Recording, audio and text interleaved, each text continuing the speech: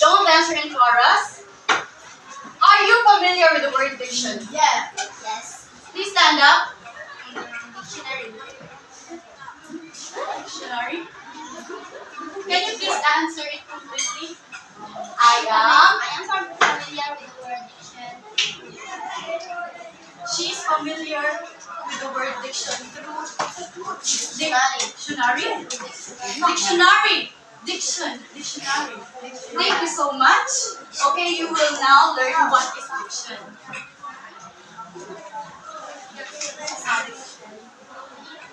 Are you curious what is diction? Yes, ma'am. Hello, dictionary. Diction. How about style? Are you familiar with the word style? Yes. How about formal? Yes. Are you familiar? Yes. How about informal? Yes.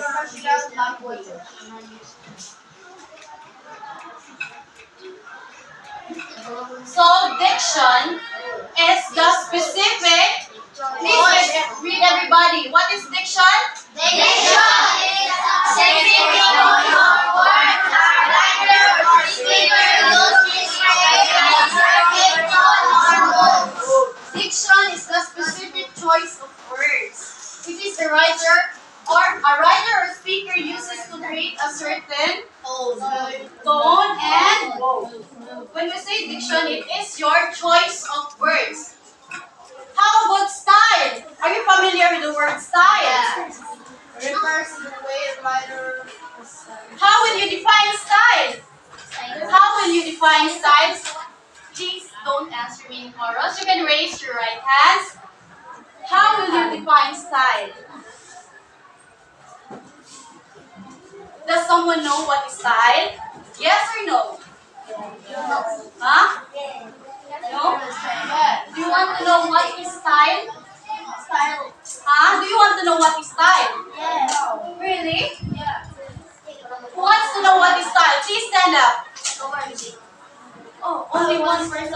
Stand up if you want to know what is style. So this is style. You now take your seat. What is style?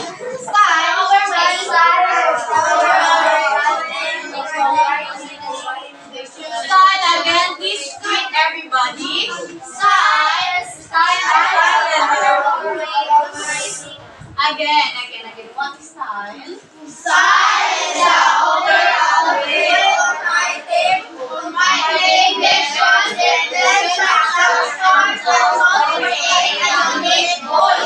Okay, style is the overall way of writing, combining diction. You know what is diction? Diction is the choice of word. How about sentence structure? Sentence structure is what we call syntax. And the tone, it is the author's mode towards the audience. So style is the overall way of writing. And diction is the choice of words. Kung magluto ta, asa man ang recipe? Ang style o ang diction? Diction. Asa man? What do you think? Style? Ano style man? Why? Please stand up. Do you have any idea? Okay, I have to share something for you. Style is the recipe.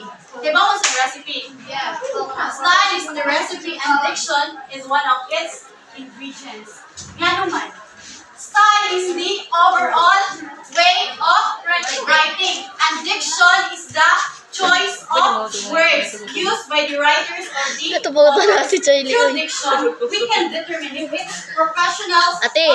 or conversational. Alisa. Through style, we can determine if it's narrative, if it's expository, if it's descriptive. So, there are types of style. So again, what is diction? Diction is the